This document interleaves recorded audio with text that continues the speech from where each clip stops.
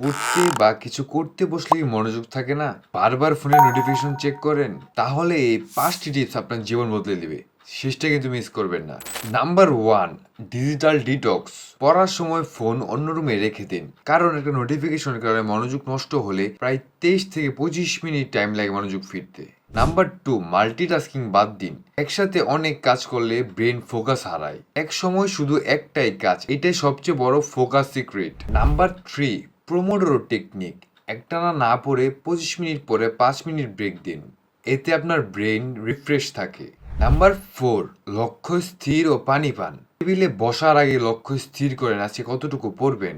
অগোছালো মন কখনো ফোকাস রাখতে পারে না। আর অবশ্যই পানির বোতল সাথে রাখবেন, পানি আপনার ব্রেনকে সজাগ রাখতে সাহায্য করে। Number 5, 2 minute rule.